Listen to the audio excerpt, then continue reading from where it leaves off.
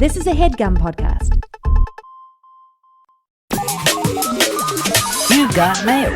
Hi, I'm Elise Morales. And I'm Millie Tamaras. And this is Go Touch Grass, the podcast where we log in. So you can log off. Millie and I are two chronically online comedians, and on this podcast, we break down the week in internet discourse, viral memes, TikTok trends, and niche influencer drama so that you can use that time to be with your family. Yeah, be with your family and go touch some grass.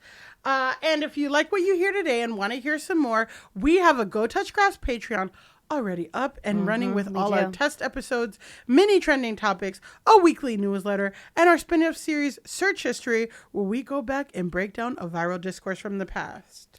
And guys, if you like the podcast, you can leave us a 5-star rating and review. But guess we have a really exciting announcement. Yes. We have reached the end of our road to 100. Yes. We've been soliciting 100 reviews on Apple Podcasts and Spotify. We did it. I think we're at 101 reviews on Apple Podcasts. On Apple Podcasts, and we have a lot more on Spotify. Yeah. And so we're very, very excited. We want to thank everyone who reviewed the podcast. If you didn't get a chance, hey, you still can. You always can. You always can The door is review. always open for that. Of course, 200 reviews is great. Yeah, you know, we I would guess love now to get there. we're on the road to 200. Yeah, but the road will take a little slow walk. Yeah, Exactly. exactly. We'll give you a break from hearing about that. So, like we said, Millie and I are going to record a very special episode. It's going to be a video episode. We're going to release it on our Patreon for free, so everyone will be able to watch it. And Millie, do you want to let the people know what this episode is going to be about? So, as all of you know, we constantly say, put a pin in that discourse, and that has become an unofficial slogan here at Go Touch Grass. It has. So we will be picking from a list of pinned discourses that we've had since we launched, and that's both on free feed and Patreon apps. So a friend of the pod, Tyler Chambers, has officiant at my wedding. Yeah, officiant at Elise's wedding, has been keeping track of every time we say put a pin on that discourse. So we're gonna have a whole episode unpinning those discourses and talking about it. And there's a lot of stuff about the Dilbert guy. Yeah. There's a lot of stuff that we can't get into because it's so loaded. Because there's so much to say. There's so much to say, and we're going to say stuff about that. And so we'll be discoursing on the pinned discourses, and we'll let you guys know when we've organized to do all of that. Yeah, so but it's going to be really fun. There's some really fun. There's all serious stuff, and then there's very unserious, silly things that we'll tease for that. So we're very excited. And now, here's something else we're very excited about. Without further ado, let's get into our episode. We have an incredible guest with us today. She is a comedian, actress, writer, filmmaker, and host of Fake the Nation right here on the HeadGum Network. It's Negin Farsad! Oh my God, hello! Wow. We're so excited to have you. I'm so excited to be here. I also feel like it's such a momentous episode for me to be on with the road to 100 having been reached. Yes. What a wonderful day. I know. It's like the reward. We have a separate reward, but the reward is Negin. Yes. Yeah, and you, as a podcaster, you've walked the road to 100 yourself. Absolutely. Yes. And what a road it is. Yes. We're going on 400 episodes of Fake the Nation, which is absolutely absurd. That is truly incredible. I'll get there one day. How? I know. And we were saying a little bit about this before we started recording, but Millie and I come from the world of political chit chat as well. So just to kick us off, why don't you tell our listeners, if they don't already know, what is Fake the Nation? Why did you start it? When did you start it? What could they expect from listening to your show? Well, Fake the Nation started in 2016. So at a very similar point during the primary elections of 2016. And I remember at the time our executive producer was saying, hey, I feel like we're talking about Trump like in every episode. And I was like, oh, I know, but don't worry. The second he loses this election, we'll never talk about him again. So don't worry about it. And then how crazy, how wrong were we? But luckily, the show is not. The show kind of breaks down into there's a political segment, there's a cultural segment, there's like just like a human segment. So every week we break down 3 topics, and it's me and usually a panel of 2 comedians and some other type of cultural luminary. So it'll be people like Samantha Bee, Neil deGrasse Tyson, Incredible. John Lovett, W. Kamau Bell. I mean, all these people have come through regularly on the podcast. So we're lucky enough to have those voices wax hilarious about American life. That's what we do. That's beautiful. Do you have any memories of your immediate post 2016 election episode, or is that a black box mentally? Well, I mean, the crazy thing was the direct morning after the election, I had to go speak on the CBC, Canadian Public Broadcasting, and then I also had to speak on NPR about the election, and everyone was having me on as comedian Negin Farsad is going to say something hilarious about Hillary Clinton's pantsuits, right? It was like that was what was anticipated of me, and then they were like, comedian Negin Farsad will please bring us out of this global depression we're feeling, you know? And it was a really, really weird day of talking onto mics. Yeah. Speaking of weird day, I mean, as you're talking about this, I'm remembering where I was and how I was feeling. And famously, Elise was at Jacob Javits. I was at the Javits Center. Oh, yeah. Hillary celebration. The election night event. Yes. Thought it was going to go different. Yeah. You were probably wearing like a real fun I festive had on outfit. so many buttons, Yes. girl. I had buttons that said Presidenta. Yeah. For her. Yeah, you did. And when they called Florida, a woman next to me fainted, collapsed on the ground, and I said, I think it's time for us to leave. Yeah. And so I had to leave early. Can someone tend to this lady? See you later. I honestly hope she stayed down. I don't think I said, girl, don't. You're not missing anything. Yeah. The American version of that German film, Goodbye Lenin. Millie, yes. I think you're going to kick us off with a game. This is one of our classic games. We have a classic game that we play here on Go Touch Grass, and we're starting today's episode with a game we call What Are They Talking About? And how the game works is I read you guys a reply comment, a reply to something, and then you have to guess, what is this person talking about? What are they responding to? What is eliciting this response? And the thing is, no one ever gets it right. Okay. Yes. And only one person has ever gotten it right, and it's because they saw the tweet beforehand. Yeah, and they so also... so you're going to read me a comment, and I have to guess what it's about? Yes. Okay, Yes. got you. It's extremely hard. Okay. There's no way you can know. Okay. So today's tweet is from everyone's favorite Canadian conservative, racist, fatphobic, benzo-addicted, Kermit the Frog voice ass, alt-right commentator, Jordan Peterson. Initial thoughts about our boy JP? I think he's unpleasant. Okay. I will go on record, and this is saying the same.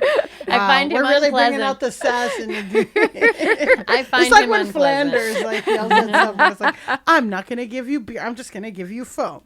Okay. So here's the tweet. You have become pathetic beyond comprehension at AP Associated Press. Okay. And the woke death will soon visit you. Okay. What do you think Jordan Peterson is replying to? What is he talking about? Okay. So the AP clearly tweeted an article of some kind. Something. So what do you think the article was about? Okay, I'm going to guess that it was about the French ratifying into their constitution the right to an abortion. Okay, so you say French ratifying the Constitution to an abortion. Elise, that's a great goal. Thank you so much. I just know that he, in the past, has become very incensed at any time like he sees a fat woman happy in any way, shape, or form. Yeah, so maybe something about like obesity and health or something that features a fat woman in any way. Yeah, I know my Instagram would send this man he's already not healthy, so I don't think we should send him. He couldn't handle it. Yeah. He couldn't handle seeing Millie just going about her daily life happy. Yeah. Well, it's one of my punchlines where I posted a selfie of me one time and a very kind person commented, and I know they mean it like really well. They're like, just love seeing fat people have a good time. I'm like, okay, cool. But cool, thank you. Yeah. Cool. Well, you guessed French ratifying abortion, and you guessed something about obesity. The answer, you guys are both wrong. Okay. The article is, a New Jersey city that limited street parking hasn't had a traffic death in 7 years. And that, my friends. Wait, so he said the woke death is coming for them because of limited street parking? Yes, because anti-car is gay. And that's, not having street parking is going to not having street parking emasculates men. Yes. Wow. I didn't realize that. And the city's Hoboken. The city's Hoboken.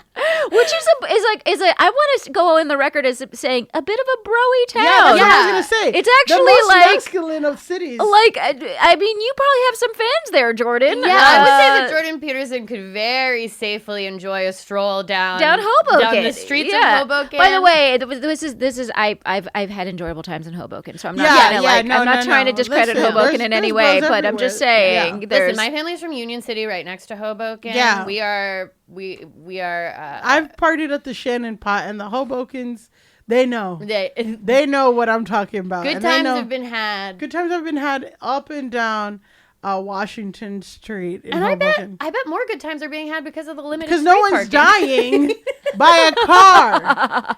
Well, that's the woke mob. So that's a really large reaction to parking in Well, general. That it really surprised me because usually his beat is usually like being anti-trans, being again like fat. It's people. Like that day I realized that I found out gas stoves were political, right? And I was like, are we all gonna be angry about stoves now? Because I was really. I had stoves in the solidly neutral ground for my whole life, never. And now parking. Yeah, Parking is more like contentious. It's contentious between drivers and non-drivers. Yes. But I don't know if there's a political. It's not woke or not woke. Right. Yes. You're right. Yeah. It's always been contentious, but it hasn't had a political affiliation. But I'll say the right really reserves their right to drive. So True. Not the right for bodily autonomy. No. That's terrible. But the right to drive. To park, and to hit someone with your car. To hit someone in your car. Also, you're from Canada. What are you doing in Hoboken? I don't know. Anyway. Well, I don't know. I feel like, put a pin in that Jordan Peterson's discourse. And that's why maybe we'll get to it. Maybe we'll get to it. In our special episode. We have a big discourse today. Negin, we told you our main segment for the podcast, it's called The Discourse. It's where we get into something everybody online is talking about. We have never, in the history of this podcast, so since December, we have never had a topic requested, DM'd, begged for, like what we are talking about today. It's important. Today we are talking about the Glasgow Willy Wonka experience. Oh, yeah. A new Fyre Fest has dropped. Yeah. Yes. A new Fyre Fest is on the scene. We know how much people love a Fyre Fest or a Fyre Fest adjacent story. And we've gotten one. So just before I get into it, you heard a little about it. Yes, a little. I'm excited because you're a parent. So, yeah, this is the kind of thing I would take my child to. Exactly. Yeah. So we'll get a unique perspective. Yes. We do need a parent's perspective. Yeah, I'm here to do that for you. Wow, thank you. All right, so we'll set the scene. Basically, this event was scheduled to take place February 24th and 25th in Glasgow, and it was advertised as an immersive experience for families, themed around but not officially affiliated with Roald Dahl's Willy Wonka. Tickets cost 35 quid, which is roughly $44. Mm-hmm. And so to start out, Negin, I'm going to show you one of the actual ads for this event, and I want you to just read it and then let us know. We call these bloops. Let us know if anything bloops for you is an indicator that maybe the event was not totally above board. Yeah, when your red flags will start waving. Okay, entertainment. Cat-gagating live performances, catchy Tons. There's so many. Is it on purpose? There typos, so many right? typos. Okay, but is that I actually don't remember Willy Wonka like from the last time I saw it was in my childhood, and apologies to Timothy Chalamet. But okay, Exarcerday lollipops, paradise of sweet teats. Okay. Yes. So yes. So, okay. The ad, this is an actual ad that was placed for the Willy Wonka experience. And yes, it was not copy edited. It was not copy edited. We will find out that most of this experience was created by AI, as was this ad. Which is why it says enchurning entertainment, catagating, which I don't know what. I think enchurning entertainment is supposed to say enchanting entertainment. Oh, yeah. Catagating, I don't know. Live performances is spelled correctly. Catchy tons. Catchy tons. Right. Yeah. Exacerday lollipops. That I'm not sure. I have no idea. And Pasadite of sweet teats. Paradise of sweet treats. Paradise of sweet treats. Yeah. Although, to pacify some sweet teeth, that's a Tuesday so night. That was the formal ad that was presenting this experience. Yes. Yeah. Okay. That was posted, I think, to the Facebook. I mean, my first thought is this looks like Crazy Town, so I'd be like, oh, I'm not taking anyone to this thing. It's obviously garbage, right? Like, this is not, like, I went to the, like, Van Gogh, I did too. Right? The thing like that's $60 that's exactly shit. That surround sound, blah blah blah blah blah. But I mean, they still did their job. You know what I mean? It was a screensaver, but I gotta be honest, I tuned out and really paid attention to it for like 30 minutes or whatever, however long it was. It was cool. My mom really loved it. Great thing for the parents, and like. That's I would expect that level of attention to detail from an ad because there are these live experiences now. Yeah, like these Instagram kind of activation type events for pictures. Yeah. Exactly. So this is telling me no one has paid attention. Well, so basically that's one of the ads, but it's also there were all of these. We now know AI generated images that were advertising like a mystical tunnel adventure and a paradise of sweet treats and all these different things that your kids were going to be able to do. You're going to go to this event and they're going to have so much fun and they're going to be, dazzled by this event. That's not exactly what happened. No. So people turned up expecting Paradise of Sweet Treats. And what they got instead was an empty warehouse full of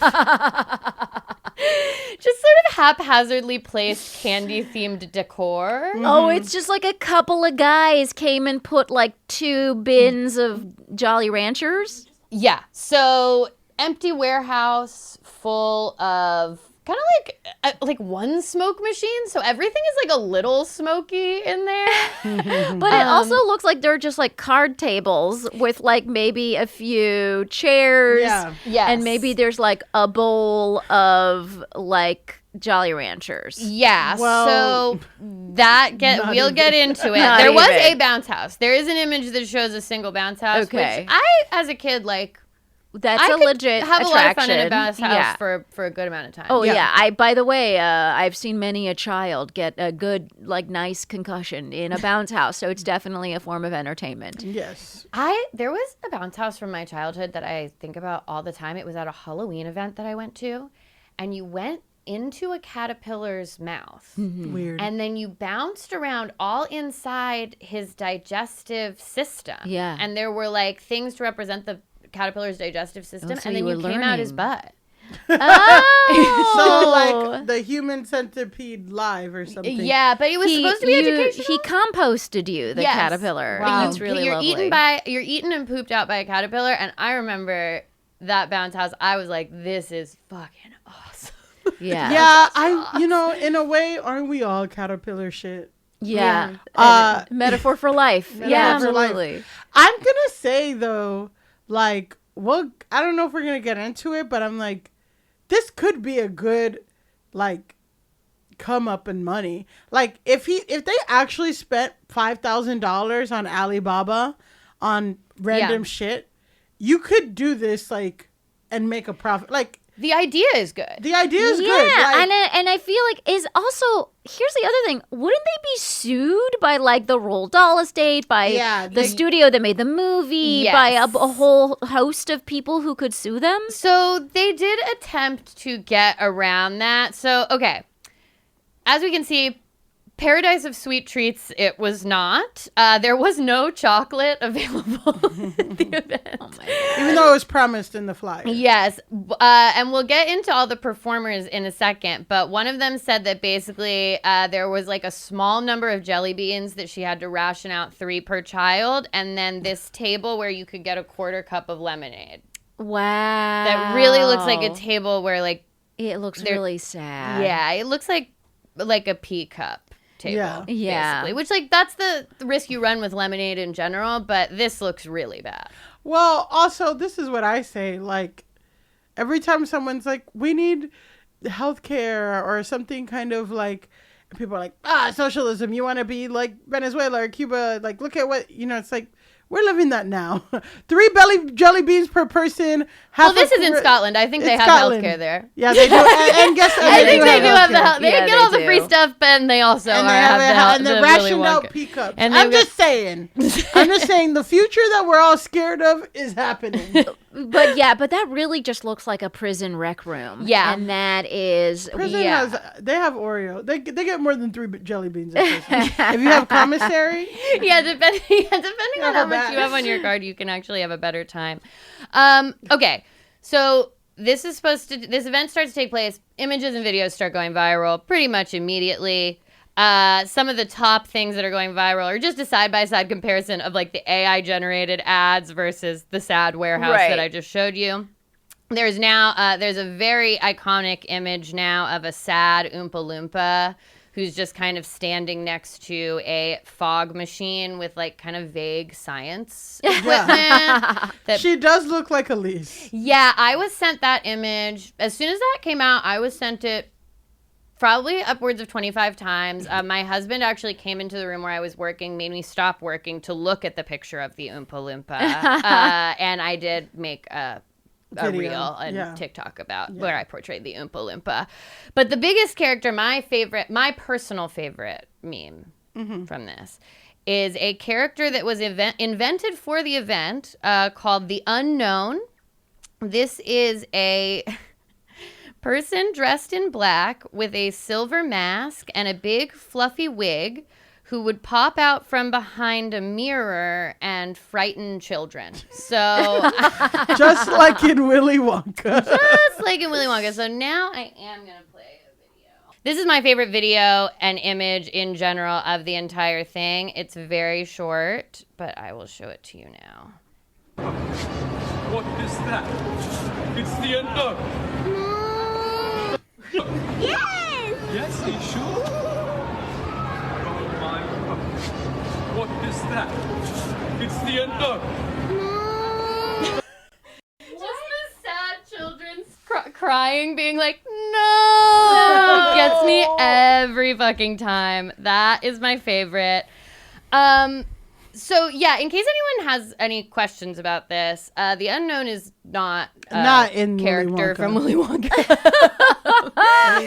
The Unknown, I'm going to plug it back in a second.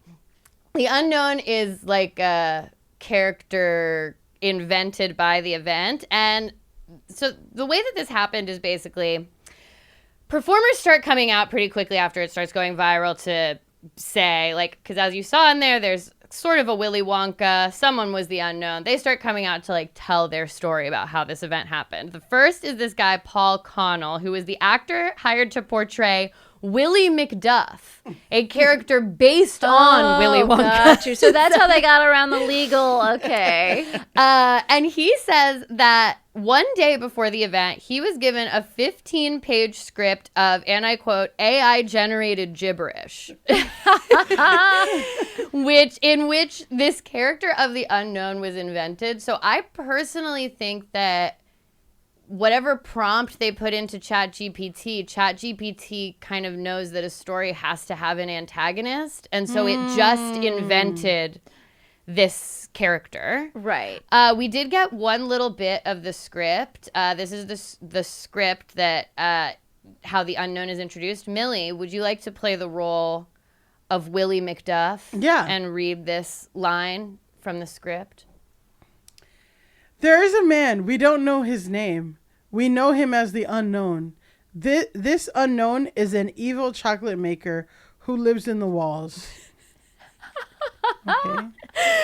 So An evil chocolate maker. Great. An evil chocolate maker, which the guy who plays Willy McDuff was like, so does he make evil chocolate, or is he evil and he makes regular chocolate? Right. That everybody loves, which is an odd thing for an evil person to do. Yeah, that's kind of, it's confusing. Yes. What makes him evil? Yeah. What makes him evil? Why does he live in the walls? Right. How does he make chocolate in the walls? I mean, so many technical questions involved. I guess because Willy Wonka, it's like, who is the villain in the Willy Wonka story? I'm like, some may say it's Willy, some may say it's those children.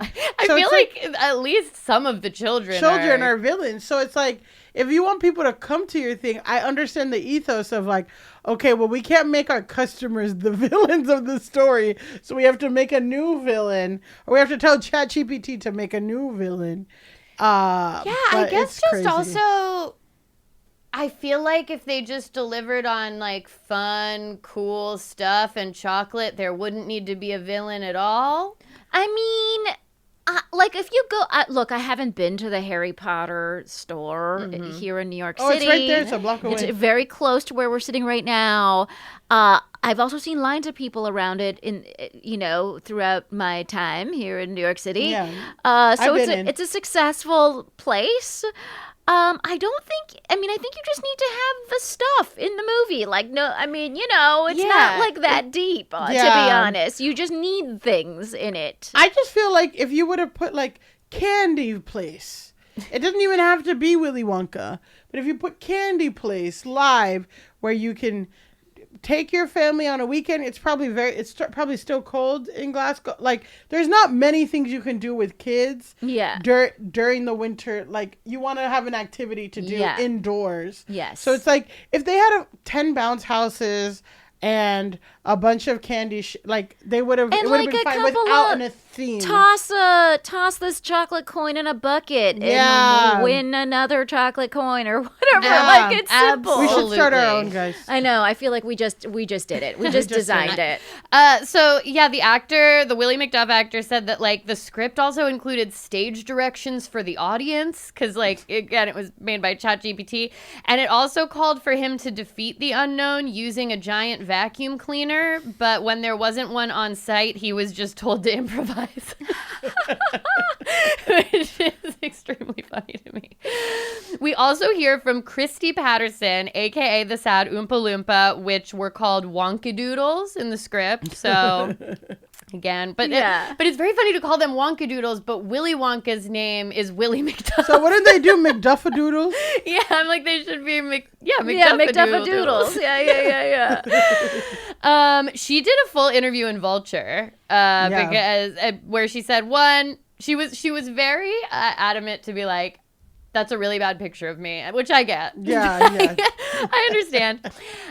She also says that the actors, like, she's a working actor. She took the job. She got it off Indeed. They got there the night before. They were told basically like, oh, don't worry. The warehouse is going to be like, we're working all night to get the warehouse looking better. They arrived. It looked exactly the same as it had the night before. And at a certain point, like, it was just going so badly that the actors just decided to, like, abandon the script and just start kind of entertaining the children as best they could. It's so sad that they were expecting things. That's the other thing is, like, I was supposed to take my daughter to a play date on Saturday, and that play date had to be canceled because the other kid got sick or whatever.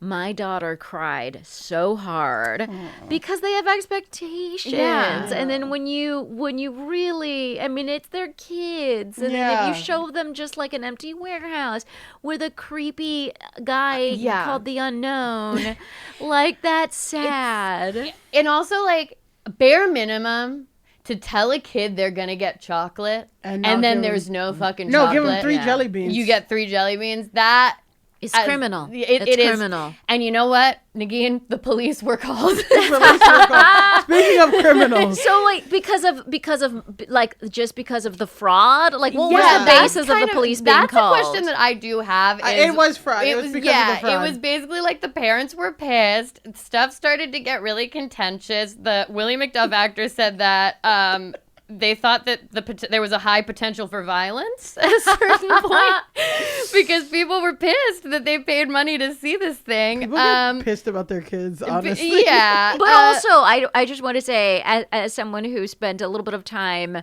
in Scotland, those people drank, and I wouldn't. They got drunk before they. I would not be surprised, and so like and also like if you've ever, I live next to like a Premier League soccer stadium, which was like very scary every time there was a match, So it's like they'll take any excuse. Yeah. I think it started to get hot, and the police were called. Actually, just yesterday, I think we got the most anticipated reveal when a 16-year-old girl named Felicia came forward to reveal that she was the unknown. Yeah, she's a very cute mixed black girl. Yeah, it wasn't a wig. It was her hair. It was her first acting gig ever. Oh. And she said the other actors were really, really nice to her. But yeah, she was the unknown. So if you thought that the unknown was a straight white man, think again. Think again. God's a black woman. Defying stereotypes. The unknown could be anybody. The silver lining of this entire event was shattering stereotypes. I will say one unfortunate thing is that the actors have either not been paid or only received half of what they were promised. So because where is that money? I mean, how much money was made? Do we know? So here's how I'll round this out. How did this happen? The event was organized by a group called, get ready for it, House of Illuminati. Oh my God. And House of Illuminati, it seems to be just one guy, this guy, Billy Cole. I'm not sure if that's how you pronounce it, but it's very interesting that all of these scammers are named Billy. Billy McFarland, Billy Cole, either way. He has a history of AI-generated shit. He's registered like a bunch of different companies that are now defunct. He did a now defunct food bank that I think was maybe a scam food bank. AI food bank. And that's terrible. And he also has independently published 17 AI generated books. On various topics, including vaccine conspiracies. So that's cool. So, like I said, the police got called. Refunds, according to them, refunds are going to be issued for at least 850 people, according to a statement from the event's Facebook page. Cole did admit that AI was used to create a lot of this event. And House of Illuminati has released a statement saying they will not be hosting any future events. And Billy has deleted his LinkedIn and his YouTube. So that is the saga of the Glasgow Willy Wonka experience. But if George Santos taught us anything, is that we will hear from that guy again. He'll be back. Yeah, He'll be in Parliament. Yeah, I mean, literally. Billy McFarland, he came back and did some shit. Billy McFarland came back, so House of Illuminati maybe will go by a different name. Mm-hmm. It'll be like Schmaus of Schmalumalati. Exactly. The House Illuminati doodles. But I think it's been a while since the internet. We saw such a font of memes as what the Glasgow Willy Wonka experience gave to us. I will say it was another day where Twitter was fun again. Yeah. TikTok was fun again. Yeah. It was the stuff that the internet was made for. Yeah, it happens once in a while. Yeah. And it's really beautiful. It is beautiful. And again, a silver lining is that we got some memes out of it. Yeah. And that's everything. And I do hope everyone gets their 35 quid back, but in the scheme of like scams, I feel like the thing about it that probably gave it so much juice is that at the end of the day, no one's like hurt or harmed badly by a bunch of kids showing up to a weird warehouse and getting free jelly beans. And the loss of $44 isn't like, the biggest amount. So it's sort of like, even if you did lose $44, it's still like you can have a laugh. Yeah. Yeah. Because with Firefest, people were trapped. Right. Yeah. That was different. Workers were exploited. Like there are some bad elements to Firefest. Put a pin in that discourse. Should we move on to our next segment? Yes, our next segment is Politic Talk, and it's just political discourse that we talk about. Perfect for you. Yeah, join the internet specifically.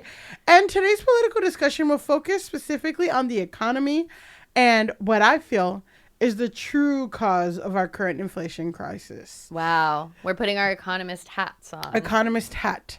Kirk Tanner, CEO of Wendy's fast food chain, told investors on a call in February that starting as early as 2025, Wendy's would begin testing features including dynamic pricing and day part offerings, similar to Uber's surge pricing based on demand, especially during peak hours of the day. Tanner's comment sparked an online backlash, and this is another instance where the internet was fun. There are tons of memes on Twitter about people saying that they're going to start buying burgers at a low price and flipping them for profit, or getting a bunch of Frosties in the winter. Wow, it changes the meaning of flipping burgers. Yeah, exactly. Flipping, you flip the price. Like selling burgers like drugs, or even like stocks, like shorting stocks for burgers. Somebody said they're going to stack their freezer. Dumb money, yeah. Exactly, dumb money, but with Wendy's burgers. Somebody says they're going to stack their freezers during the winter with Frosties. And then in the summer, they can do Frosties. And unload them Frosties. Yes. Frosties are good. So some people say that this is a branding issue because other restaurants, they don't raise the prices when it's popular. They lower the prices when it's slow and call it happy hour. So that's like an argument of like a lot of restaurants that deal with this issue, but you just charge less for off-peak times. But people were mostly pissed, including U.S. Senator and former presidential candidate Elizabeth Warren, who tweeted, "At Wendy's is planning to try out surge pricing. That means you can pay more for your lunch, even if the cost to Wendy's stays exactly the same. It's price gouging, plain and simple, and American families have had enough." I love Elizabeth Warren, first too. of all. Me too. When we have in our at Fake the Nation, we found out when she was dropping out of the race while we were taping, and I legitimately cried. And there was a conservative who's now a mayor, this wonderful panelist named Weston Wamp, who's now the mayor of Hamilton, Tennessee, and he was like, I obviously don't care for Elizabeth Warren as a conservative, but like I totally feel it was me and Ophira Eisenberg and this guy, and he was like, I feel for you, like how strongly that you felt for her. And I was such a devotee of Elizabeth Warren. But this is, I think, first of all, they really fucked themselves by mentioning anything about surge pricing. Like, why would you even do that? Because that dynamic pricing is like what you see with airlines, right? Yeah, like if you buy exactly. your flight in advance versus kind of middle way versus like the day before, all of those prices are going to be different. And that's dynamic pricing. Airbnb does the same thing. Dynamic pricing is a fact of everyday life. I want to say for the record, I hate it. It's annoying. Yeah. And it's one of those things. The internet is good. I would take it all back, me, with the internet. Like I grew up without the internet until, I didn't have it it was around when I was in high school, but like it wasn't ubiquitous. Yeah. And then it was ubiquitous. By the time I was in college, it was just like unavoidable and everywhere. But like, I remember thinking like, oh, it's nice, like, not to have to download directions, not to have to like write down directions to a location or whatever. Yeah. But I would really take it all back because all of this, the fact that Wendy's can figure out a way to price gouge, and I think price gouging is the right term for it. Like if you're, those burgers aren't so great. That we need to change the prices on them. Also, they're square. So I don't know. Yeah, I just can't get behind bringing surge pricing to fucking Wendy's burgers. Yeah. Like, I get it in terms of, like, travel and accommodations to a certain degree because there are, like, peak seasons or whatever. But, like, every business has times where they're busy or not busy. Like, that's just being a restaurant. You take the average. You know, I mean. Yeah, and like you were saying, like, there are things you can do to incentivize the downtimes, happy hour, whatever. We do $2 wings, whatever. But, like, to try to bring the Uber surge pricing model to fucking Wendy's and think people are going to be like, super cool with it. Yeah. During a time where, like, everyone is feeling inflation. Everyone is feeling I would pinch. say to Wendy's, try having just generally a better product, and then maybe people will just flock to you more. Yeah, or maybe release a fancy burger. Yeah. Like, what is your version of the McRib? You know, what is the thing that'll, like, drive people to the store during a particular campaign? Yeah. Well, y'all, to respond to you, again, this went super viral. There were a ton of memes. People were pissed. All of this commotion caused the home of Square Burgers to backtrack, saying in a statement to Reuters on last Wednesday, that it would not raise prices when our customers are visiting us the most. Its initiative is to add digital menu boards to certain stores, and that would allow Wendy's to offer discounts to customers more easily, particularly, quote, in the slower times of the days, the company said. So, happy hour. Yeah. Wendy's also claimed that the menu boards would provide more flexibility to change the display of featured items, saying that the comments that they said that they would do surge pricing were misconstrued in media reports to rage, and they have no plans to do that. But it's like, how can you be misconstrued when that's literally what you said to your investors and to franchise owners? It's like, no, you got caught. Everyone made memes about it. You look stupid, and now you're walking it back. And now you're calling a surge price a discounted price, which is the exact opposite of what you said. Yeah. Also, I just am like, I don't understand why the digital boards are a part of it. Like, I get that they're like, we can update the board anytime. I'm like, okay. Still update your boards or whatever, but what is... Yeah. Yeah, okay. No, that sounds nice that you're adding a digital menu board. Yeah, I guess it's like those kiosks that McDonald's has. But yeah, I'm like, I'm not impressed because I've already seen it at McDonald's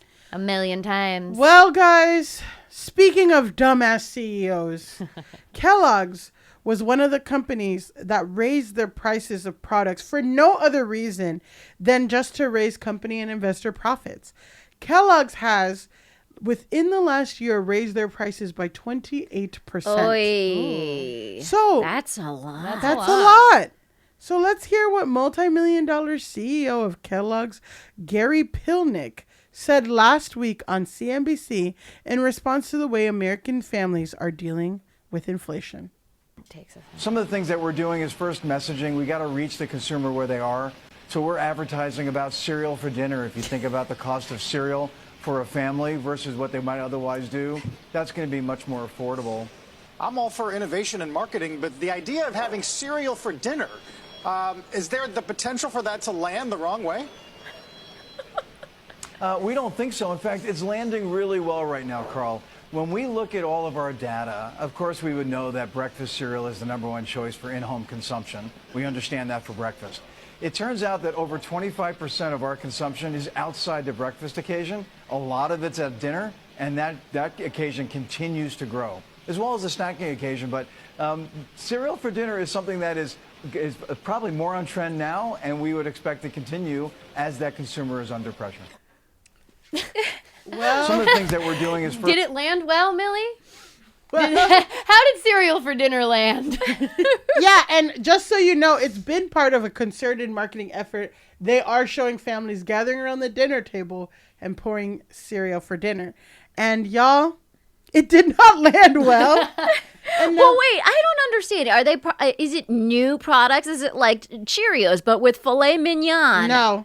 It's literally just the frosted same flakes thing. for dinner, baby. It's the same thing, But just eat it at dinner. 28% more expensive. Right. But now you can just eat it at dinner and save money. And don't give your family like meat and vegetables or sustenance. Well, I think Frosted Flakes. I think one of the great things is that they're the anti-nutrient company. Yeah. And this position really is made clear here with the cereal for dinner campaign. I do love rebranding something that has been very classically associated with serious depression. Being like, everybody should just have cereal for dinner. I associate it with like 90s movies where a character wakes up in the middle of the night and like pours themselves a bowl of cereal as if like that, by the way, in human history has never actually happened. It only has happened in 90s movies. Yeah, I mean, if I'm going to have late night cereal, I'm usually not making a full bowl. It's usually like dry hand into just the like bag. a few I'm just into in your a few mouth. stages. Yes. You're not doing a whole sit down,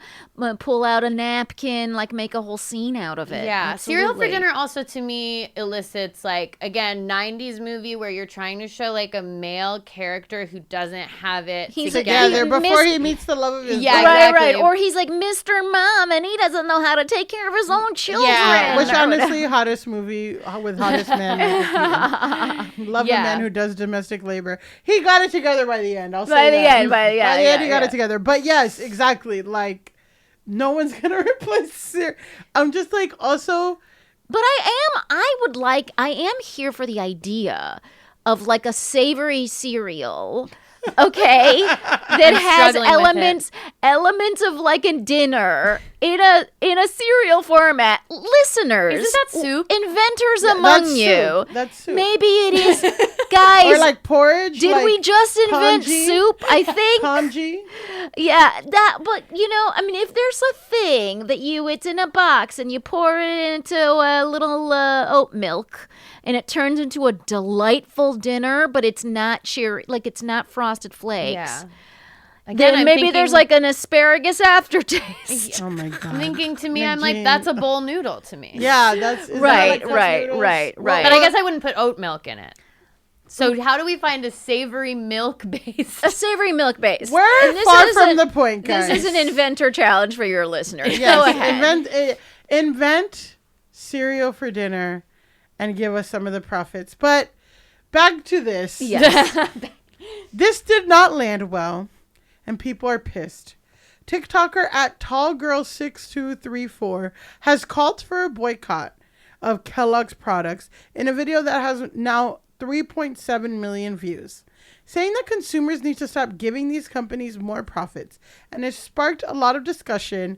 And we're going to watch a quick video in which this guy says enough is enough. So this one content creator shared a video talking about a planned boycott of all Kellogg's products beginning on April 1st. I've tagged her in the captions of this video. I highly recommend you go watch it. It's in response to the fact that the CEO of Kellogg's came out basically saying, well, if you're having trouble affording groceries for dinner, just go eat some Frosted Flakes, which obviously pissed off a lot of people at the audacity of this man to say this, especially when he just recently boasted about increasing the prices of Kellogg's items by 28% just because he can, and apparently he needs even more money to add to his billions. But basically this proposed boycott would begin on April 1st and would last for 3 months until they are forced to reduce the cost of their products. And if they don't, the boycott will continue until they do. She even mentions how for those of you who have become red dye addicted to their products, to start researching some of the generic brand options that are out there as an alternative, or to use this app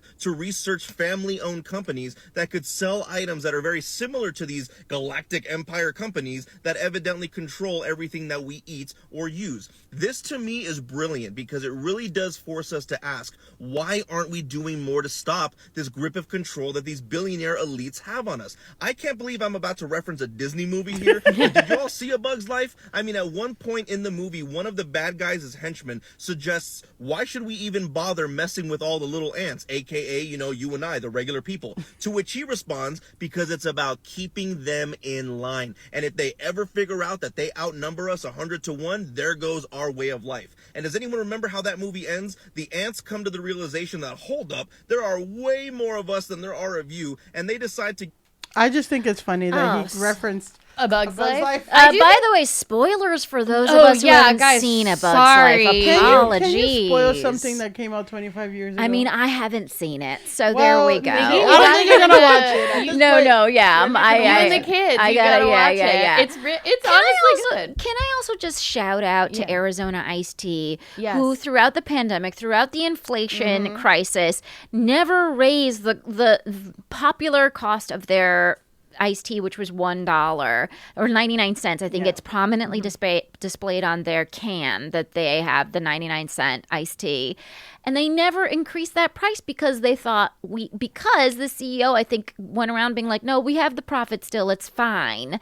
And that's the thing. It's like, guys, you already have profit. Yeah. It's fine. Yeah, that's the thing that kind of both of these stories bring together for me is these like distant CEO weirdo guys who probably like fly on fucking private jets. Oh, they absolutely I would love to see what this guy's eating for dinner. Yeah. Like, who's genuinely don't understand how what they're saying sounds to people or what it's like to be a normal person he genuinely believes like, oh yeah, well all the rabble would love to eat cereal for dinner. And it's like, no, man. Or like, yeah, people will pay extra for Wendy's during high-priced hours. And it's like, you are so far removed from the average person's experience that you don't even understand when you sound like an asshole. Yeah, I guess the thing that really got me about the CNBC appearance is that he sounds so technical and sounds like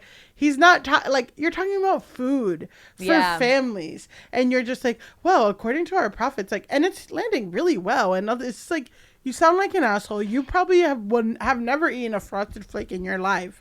And like, it's also just, I guess at the core of it is like a lot of the inflation we're experiencing now is just because companies can. It's just it's price gouging. It's not genuine inflation. Yeah. Exactly. So that's just like. Well, and I also want to say in Canada, now when we're talking about CEO pay and CEOs being in a bubble and CEOs being on private jets, you know, if you look at like the Canadian structure, you can't be a CEO that there's a cap to their salary. It has to be a certain number times what the lowest person in that company makes. In the United States, we pay ridiculous amounts, and this has just gone out of control in recent decades. It wasn't even like this as in the 60s and 70s. The CEO didn't make this kind of money. Reagan. Exactly. Yeah. And so having a cap on those salaries connects them more to actual human life. You know what I mean? Yes. And this kind of thing really distances them. And they're in a bubble where they think that these price increases don't matter and that cereal for breakfast, first of all, wasn't already invented and like is something that people want to do. So yeah, it's just, I don't know, everything in my brain still goes back to the strike, but it's like these people who are these CEOs, these executives who are so far removed from the average person. And it's just funny to me because I'm sure if any of us were to suggest to the powers that be, like, we should cap CEO salaries, people would be like, socialism, blah, blah, blah. And it's like, there are still rich people in Canada, baby. Yeah, there are still rich people in France. Yeah. Actually, some of the richest people in the world are actually in France. Mm-hmm. I promise you can still be really fucking rich in all of these places that have just a couple more rules. Yeah. Like literally 2 more rules. It's not a big deal. Absolutely a handful of rules, and you will 100% still be so rich. It's crazy how rich you can still be. Yeah. Well, that was our Politic Talk. Politic Talk. And now we're going to our final segment of the show, which is Grasshole of the Week. And Grasshole of the Week is somebody we believe that we nominate that needs to go touch grass, log off, get off the internet more than anyone else. Yeah. You know? And it's always hard. And sometimes we say it lovingly. Sometimes we say it not so lovingly.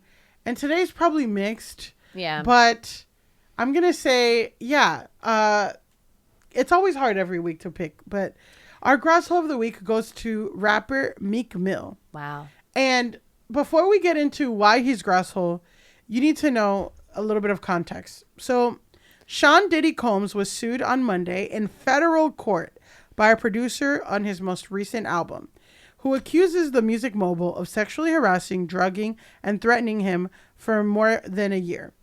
The producer, Rodney Low Rod Jones, says in the lawsuit that he lived and traveled with Combs from September 2022 to November 2023, during which the time he recorded hours of video and audio of Combs and his staff and others engaging in very serious illegal activity. Again, just really dark stuff. The whole Diddy lawsuit is really dark. That's a pinned discourse. We simply do not have enough time. But in the lawsuit, Jones also alluded to, quote, a Philadelphia rapper who dated Nicki Minaj, unquote, as one of the men in the music industry whom Diddy allegedly said he had sex with. Right? That is the thing. So, Philadelphia rapper who dated Nicki Minaj, people naturally deduced that the rapper Lil Rod was referring to was Meek Mill.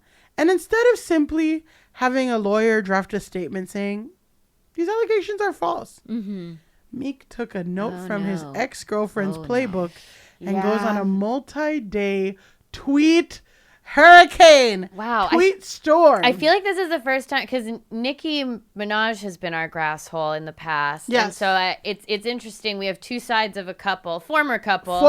We have two sides of a former couple now that we've had to say grass holing together. Yeah, exactly. Or maybe the potential to be a grass hole is what brought them together. That's what I was going to say. I was going to say sometimes there's couples like Timothée Chalamet and Kylie Jenner where I'm like, what do they talk about? They have nothing in common, whatever. Meek Mill and Nicki Minaj, it's being clear. Yeah. It's being very clear what they have in common. They're having lively discussions. Yes. So, okay. A lot of things happen. I'm just going to chronicle like the top few things. So, one of the things that happens in this tweet storm is that he has to let people know he's not gay. So, this is what he tweeted. When I got a girl around me, I'm fucking her twice a day. LOL, some of y'all favorites. Ask some of your favorites. Pussy don't control me, but it's like a high. One love to the gay people, but that juicy pussy do it for me. Yes, okay. I done ran red lights to get that feeling. Y'all weird on here, like devils. So he's saying that he loves women. I also like that he pointed out that that he does it twice a day, because anything less than having sex with a girl twice a day definitely means you're gay. You're gay. So it's a really good thing that he brought the numbers in. No, he's so not gay that he's ran red lights. And also, it's not a high, but he just really enjoys it. Yeah, and it doesn't control me, but if I am around a woman, I have to have sex with her twice a day. It's and following traffic rules is definitely very gay. So I'm glad he also pointed that out. It is there's one more tweet and then we can continue, but every black blog site this is what he's tweeted, right? Every black blog site that enhanced that post to make me seem gay, I change laws for our people. I donate millions. They're designed to destroy the image of black leaders. It can't work on me, though. You got to really kill me, and I'll still get bigger after death. This God, not me. So, yes. Yeah, it is giving to me like very high school football player who is closeted, and so he doesn't want anyone to know he's gay. So he's saying he's like, oh, I love pussy so much, I'm fucking staring at tits every single day. And I'm just like, you need to do less. Yeah, if you do less is more. Less is more. So we'll continue, right? So another thing that happens is podcast host, like commentator DJ Academics, who's again extremely problematic on his own, but we'll put a pin in that discourse. So many discourses today alone. Exactly. So he read all the pages of the lawsuit because it's a federal lawsuit. Nice. On live stream and went viral, and Meek got heated and tweeted at him a bunch. And honestly, they're still beefing, but I'm just going to read the top 3 tweets from that. Academics, an alcoholic fully powered by the white man. Who you think can post that on every website? They be so mad they can't stop its few groups. LOL. And then another tweet. He's an alcoholic with no life talking to kids on a computer. Normal kids watch Kai Cenat, who we talked about last week. We did. Aiden, who's problematic. Wilo Guiley. Then back to academics. You're a sick old black man with no life achievements, trying to destroy black men because you envy us as men. Was it a different tweet? Academics, didn't I tell you to stop playing with my name? I don't know what I'm gonna do when I actually see you. It's gonna have a combination to it though. So he's like threatening violence. He calls DJ Academics an old black man. DJ Academics is 32. Meek Mill is 36. So, oh my God. Wait, so Meek Mill's older?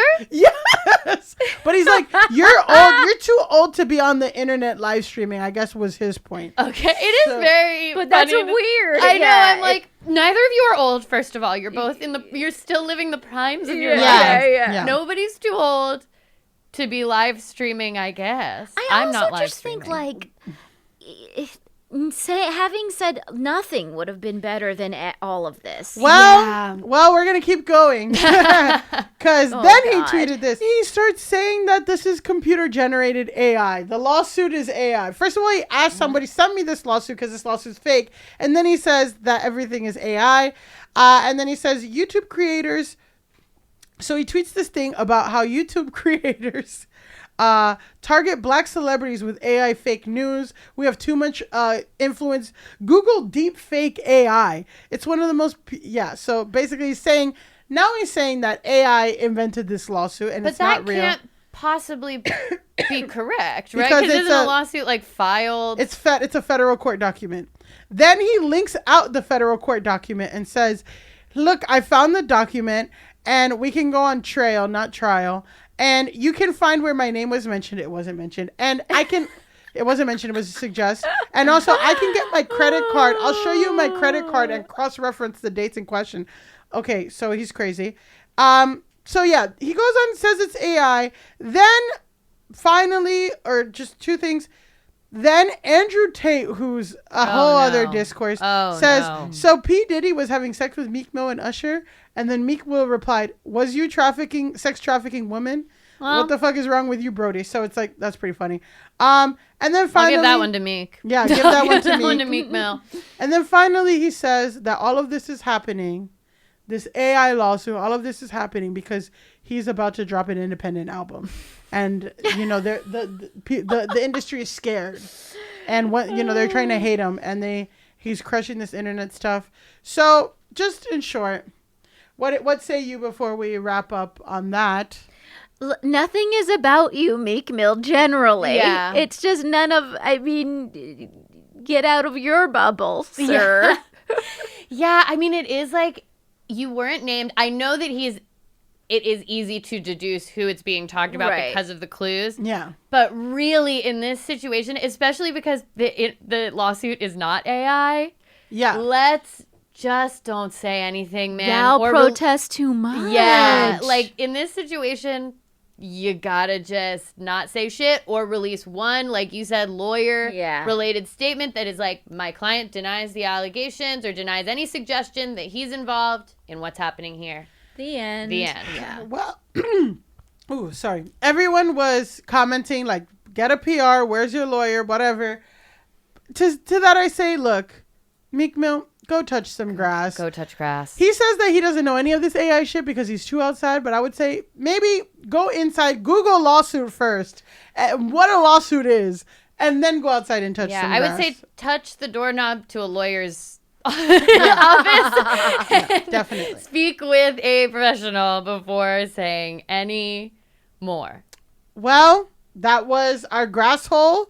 And this was another episode of Go Touch Grass. It's another episode of Go Touch Grass, guys. We have ended our road to 100, but that doesn't mean you can't still leave us a 5-star rating and review. You can follow the podcast at Go Touch Grass Pod on everything. We've got weekly Patreon episodes. We've had a wonderful guest today. Negin, why don't you tell our listeners where they can find you, follow you, promote anything you've got to promote? Yes, hello, folks. Please, you can find me at Fake the Nation.